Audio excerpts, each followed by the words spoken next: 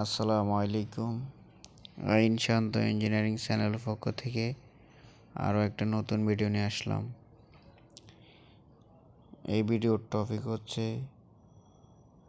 আপনারা অনেকেই মাল্টিপ্লাগ কিনেন কিন্তু মাল্টিপ্লাগ টিকে না। আমার এই ভিডিওতে আপনি দেখতে পারবেন কিভাবে নিজে ঘরে বসেই মাল্টিপ্লাগ তৈরি করতে পারেন।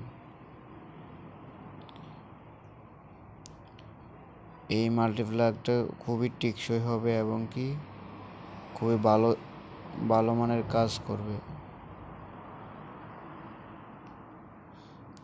বাজার থেকে যে মাল্টিপ্লাগগুলো কিনা হয় ওগুলো বেশি একটা টিকে না, নষ্ট হয়ে যায়।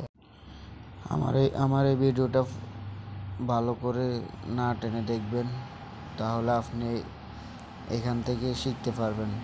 আপনি নিজেই কয়েকটা সুইচ সকেট কয়েকটা বাসায় কিনে নিয়ে এসে একটা বোর্ড নিয়ে এসে আপনি নিজেই তৈরি করতে পারবেন। এভাবে তৈরি করে নিলে অনেক দিন টিকবে। আমার এই জায়গায় একটা সুইচ লাগিয়েছি আর তিনটে টু পিন সকেট লাগিয়েছি। সুইচটা লাগানো হয়েছে এগুলো কন্ট্রোল করার জন্য। সকেটগুলোর একটা সুইচ দেওয়া হচ্ছে মেইন হিসেবে। আপনি সুইচটা বন্ধ করে রাখলে সকেটগুলোতে লাইন থাকবে না, এবং কি সুইচ দিয়ে রাখলে সকেটগুলোতে লাইন থাকবে।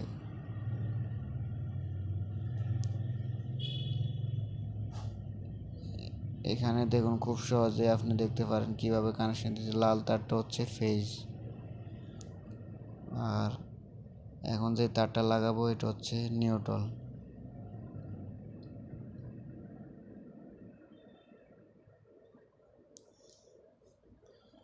নিউট্রাল কখনো সুইচে লাগানো হয় না, নিউট্রাল শুধু সকেটগুলোতেই থাকবে। ফেজটা সুইচ হয়ে যাবে আর মেন ফেজটা আরেকটা তার এসে সুইচের এক মাথায় লাগবে। তখন সুইচটা দেওয়া হলে সুইচ হয়ে কারেন্ট সকেটের এক মাথায় চলে যাবে।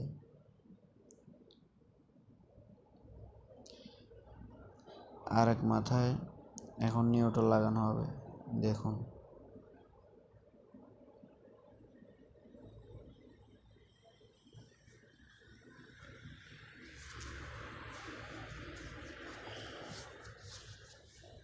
এইভাবে আপনি ভালো মানের একটা মাল্টিপ্লাগ তৈরি করতে পারেন। দেখুন, এখন এখানে তিনটা সকেট লাগানো হয়েছে আর একটা সুইচ লাগানো হয়েছে।